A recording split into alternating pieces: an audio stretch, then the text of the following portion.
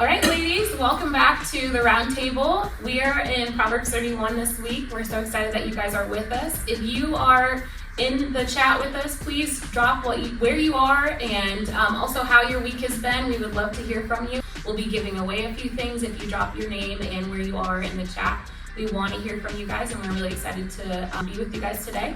I'm going to go ahead and give you a few minutes to do that, and then we will jump into who these wonderful ladies are and what we're all doing here today.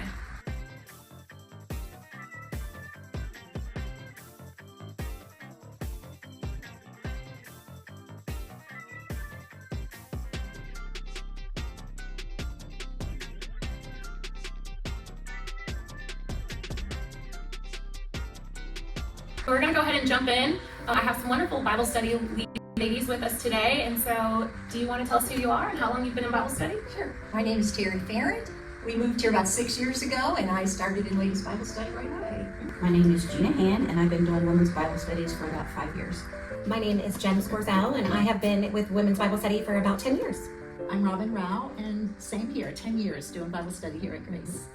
I'm Stephanie Panetta, and I have no idea. I honestly don't know. It's been a while now, but Grace Group leader, high school leader, college, I have no idea. I'm here. How long have you guys been at Grace? 16 years. There you go. 16 years. Yes. Okay. All right. And we're going to be in Proverbs 31 today, our favorite proverb, and the last proverb of Proverbs. We are excited to be ending this with you guys. And I know Proverbs 31, man, when you say that, there's a lot of feelings and emotions that come with that. I've been in rooms with women who will be like, I could never be that, and so we're gonna scratch even trying to do any of it. And then I've been with women that are like, oh, I do all those things, and they're frazzled and they're stressed, and they, there's a lot of things that come along with it. And so as you guys are reading Proverbs 31 and processing it as leaders, what were some things that stuck out to you? And when you hear Proverbs 31, what comes to mind? I definitely, when I first heard of Proverbs 31, was in that first camp that you talked about. Like, there's no way I could ever get there. As I've aged and spent time in studying God's Word, I'm like, okay, I can get there. I can do this. Yeah. I think of it as like the perfect woman, but I also look at it as it's coming from a mom to her son, which if any of us have sons, if we could pick, wouldn't we pick that perfect woman? Which is unrealistic. But that's coming from a mom's point of view.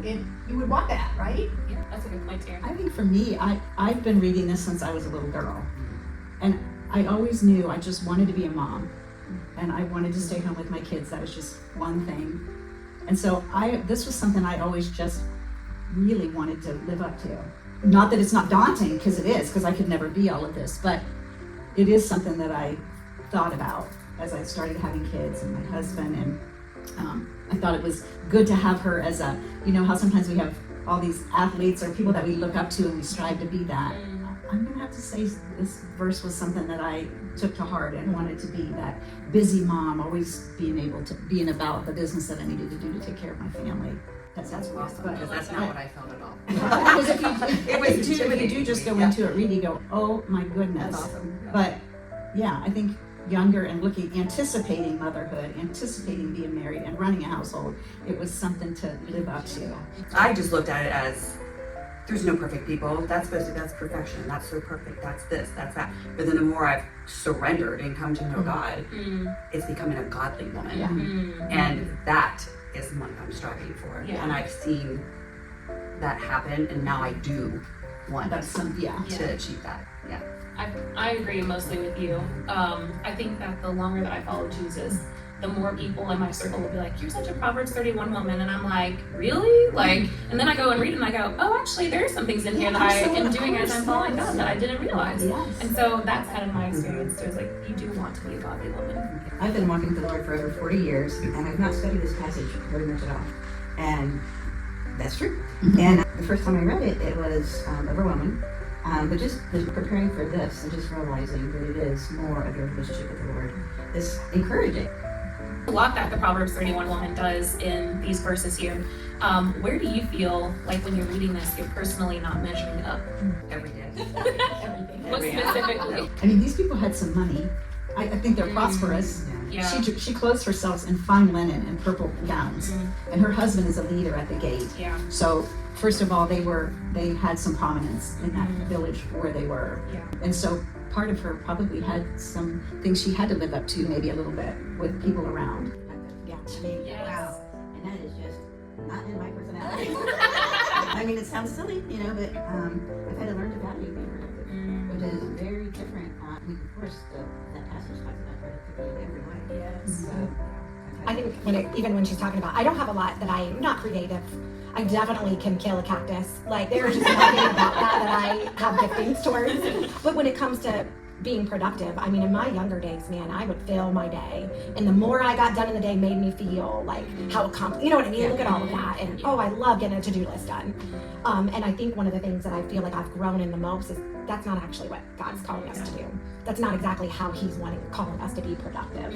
And I think it's cool to look at when that shift happens. It's not your to-do list. It's like in how you're bringing God glory in that day. And so that's been a cool shift I've seen over the years. I think you have to be less specific, like as you read through this, so you don't get discouraged too.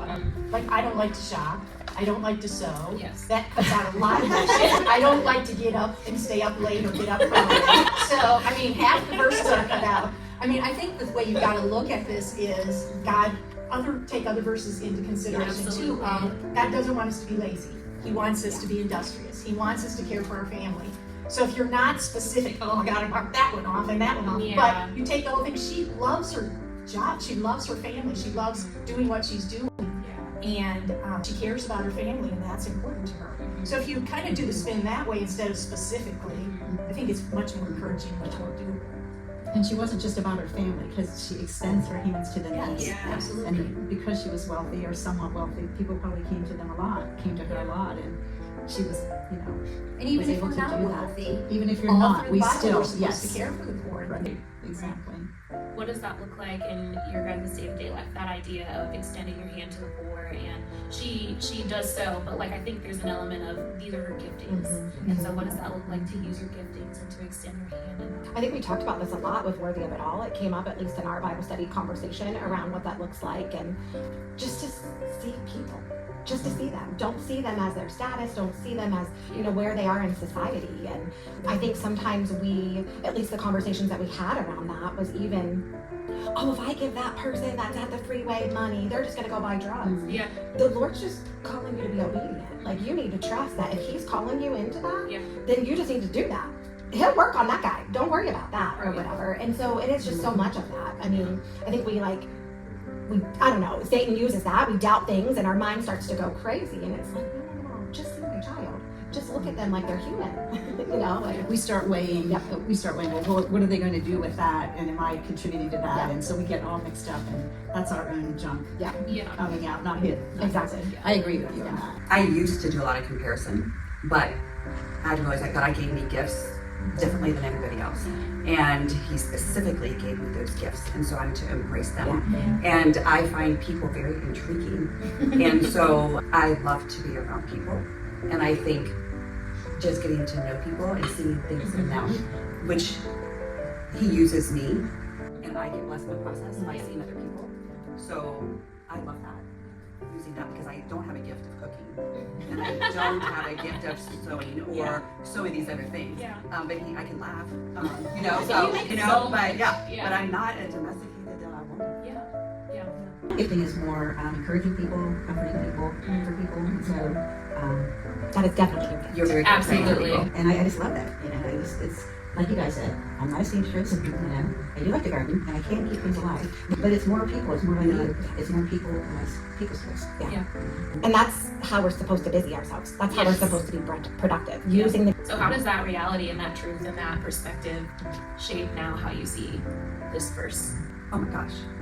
In so many different ways. Like, especially charm is deceptive, the beauty is fleeting. And the older I get, things just take gravity. And gravity is just taken over. And it is what it is. And that's okay.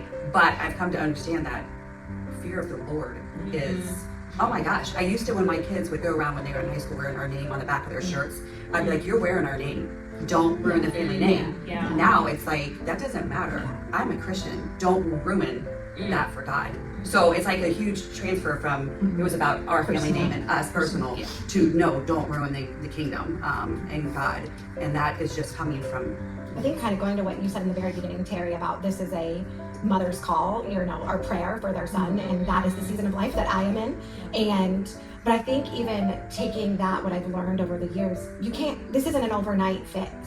This is years and years and years of, making.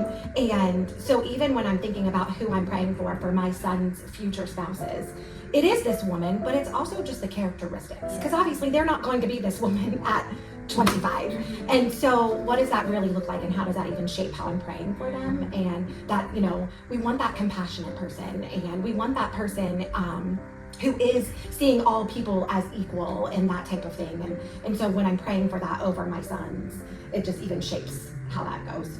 I mean, back to the checklist that we were talking about, right? Yep. You get a woman that can check all these off, which I've never met her. But if there is one out there that can check all these off, those mean nothing if she doesn't have the fear of the Lord. Yes. I mean, that's a million times more important than this checklist of things, right?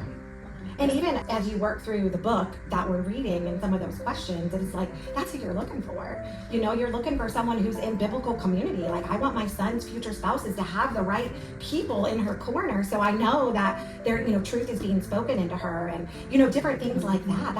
That's what we should be praying for. And yeah. I think one of the themes that keeps coming up as we are talking about this is that wisdom in Proverbs 31 woman, character and traits come over time. Yes. It's not something. Stephanie's like, We have some more time. Definitely over time. Yeah, so if you're reading this and you're 20-something, don't fret. All right, guys, as you can see, we've moved rooms. That's the magic of cameras and editing. We are going to continue the conversation. And so we're going to start with going back to that verse that we talked about, verse 30. Charm is deceptive and beauty is fleeting, but a woman who fears the Lord is to be praised. What does that actually look like to live like that today? It took me a long time to get there. And I think because I'm like, fear the Lord, what does that mean? But it's the more I laid at his feet and just surrendered, like, I have no control. I can control my response to things, but I have no control. And he knows the plan. So just seeing him and the big and the little, not getting caught up in things, but just giving it to him and just being totally in awe of him and knowing that I have to answer to God. It's a beautiful fear. It's a awe. It's a reverence. It's a reverence. It's a, I can't believe he loves me. It's a, I can't believe he chose me. He redeemed. It's a, but I didn't get that until I let go of me controlling. So yeah. I think right now I'm in a season, or at least when I start my morning prayers, of he could come back today. And so it's a different kind of fear, not so much the reverence fear, but like, no, I have people that are not going to go to heaven. I got work to do today, and so that is kind of the season that I'm in, so that I am not being lazy. I'm not doing, the opposite of this, but that I'm really trying to take advantage of every situation, every conversation, every interaction I have within my day. I think going along with what you said about I've got people who aren't saved, for me it was much more of an internal struggle because I felt like I was the one that had to do it when I was younger. And now, I have two children who aren't church and not in the Word, and their families. And so I think as I've gotten older, I've been able to let that go and know that I can only do in my home and when I'm with them what I can do. And I have to trust and fear and all of those things with God, myself personally, and then he'll take care of all the rest of that. And I think when I was younger, I don't know, I just felt like it was up to me. That's an immaturity thing. Like I had to work so hard.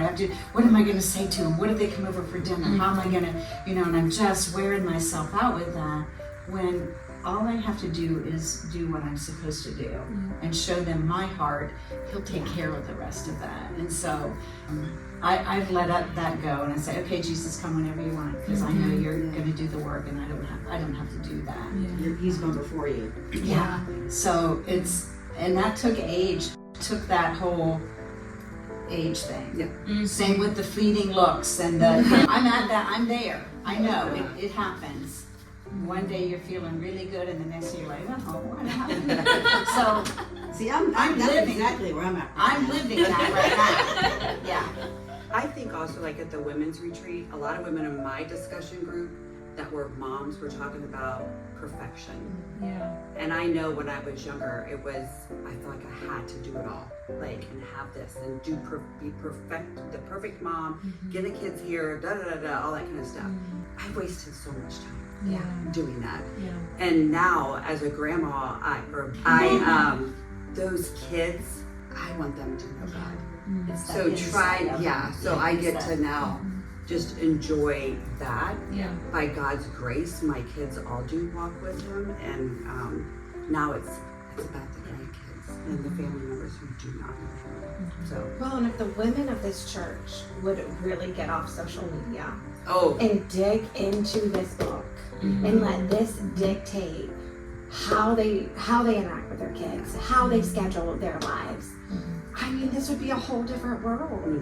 But we think, oh wait, we're gonna miss something, and it's like, I promise you, you're not missing. you're not missing anything, and you will have a weight lifted off your shoulders. Just get off of all of that, and let this be how we live. I think it's almost worse for young women. I see it in my daughters, just that struggle to keep up with, maybe I had competition with friends I went to high school with after I got married. Maybe that was there, but these women are in competition with every time they open up their phone. And there's somebody beautiful there in an outfit that you want, and oh, look at her husband, and look at this beautiful. It is constant every day, and that has to be, that's so hard. I would like to comment on the beauty part, that Yeah. you're comparing the beauty versus the fear of the Lord Yeah. in that verse. And it's like, it really hit me, I think, when I met a girl that I worked with, and she was not beautiful at all. I mean, the looks were not there. And she didn't do tons of makeup to make sure she at least tried to look beautiful. She didn't care. She really didn't care. And then you saw, which I've been taught all my life, what's inside is going to come out. When you got to know her, she loved the Lord so much. She loved people so much. So that after you got to know her, you didn't even see this. Honestly, you did not. Everybody loved her. They flocked to her. She was a great soul winner. I mean, she just, her beauty was from the inside out. And that's when it hit me, this verse. And that's what we want. Yeah. And that's what the Lord was trying to show you, to all of us. Absolutely. That is the thing. What a beautiful picture, Terry. Yeah. What an impactful. Now, our husbands and our guys in our life and our bosses still want us to try. But, that obviously is so much more important. Yeah. But it is that, like, if we're truly walking in step with the Spirit, and all of that just flows out of us, it is beautiful. Yeah. And that's what I want to teach my granddaughter. Yes. Like, it's not about. Because look what they have to go up against on media, on television, on magazines. We can't compare to that, and that's why there's so many eating disorders, self-hate, and All the anxious, thoughts. Depression. And, All of it. What would you guys say to a woman who feels like she's failing at this? Give yourself grace, sister. Yeah. Like, who are you comparing yourself to? What scale? Stop. Are you living according to this? And if you are, awesome. Like, things do not have to be perfect. Live in the storm. God's going to see you through the storm. Your storm doesn't dictate you. It's like perfection is not possible. It's not. So give yourself grace. Go see a mentor if you have someone. Speak to someone who's been through it. Talk to them. Don't keep it inside. We all fail. Yeah. We all fail. This is sitting here through years of failure. Like, What would you say to your teenage daughter? Yeah. Like, what we say in the mirror should be the same thing that we're saying to our teenagers. And she's fearfully and wonderfully made. Why are we not speaking to ourselves that way? You know what I mean? It is. It's just we hold ourselves to a different standard, but what we want our kids and our grandkids to truly know deep down in their heart, you know, like speak to yourself that way. Yeah. I think of Philippians 1:6. I want them to memorize that. It says, that? "For I'm confident of this very thing, that he who began a good work in you will perfect Yes. it until the day of Christ Jesus." Reminding them it's a journey, you know, that we'll be talking about. Yeah. It's not overnight, you know. So, and also, I also think of Philippians 3. You know, it says, "I've not arrived to become perfect, but one thing I do is I press on toward the prize of the Lord call of Jesus Christ." You know, we are going to fail. We are going to, you know, blunder. You just stand on grace and move forward. You know, That I would have scriptures for them to just memorize and just to hold on to. Not only just, you know, looking in the mirror and stuff, but having an anchor with the word. Well, I want to thank you guys so much for tuning in. We began the book of Proverbs with Solomon telling us that the beginning of wisdom is the fear of the Lord. And we end the book of Proverbs with a woman who is praiseworthy because of her fear of the Lord. So the book of Proverbs begins and ends with the fear of the Lord. And we've talked about this quite a bit in a Bible study, and knowing who he is and knowing who we are and having that truly right perspective that he is God and we are not, and we need him desperately in every second of our lives, especially when we need wisdom. I want to thank you guys for, you know, staying steady and strong through this Proverbs study. I especially want to thank the leaders and for the ladies who joined us for the roundtable. Thank you for taking time out of your day to be able to do this for us. And guys, I want to encourage you, stay connected this summer.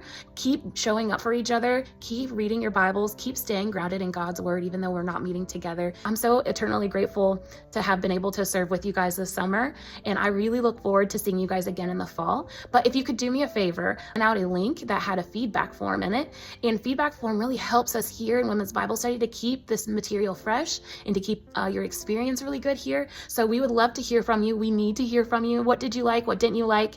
And we would love to be able just to continue to grow this experience into something that is really helpful for you guys, but also for the people that you bring with you. All right. Well, I'm so excited for summer, and I hope you guys are too. And we will see you again in the fall. Have a good summer, guys.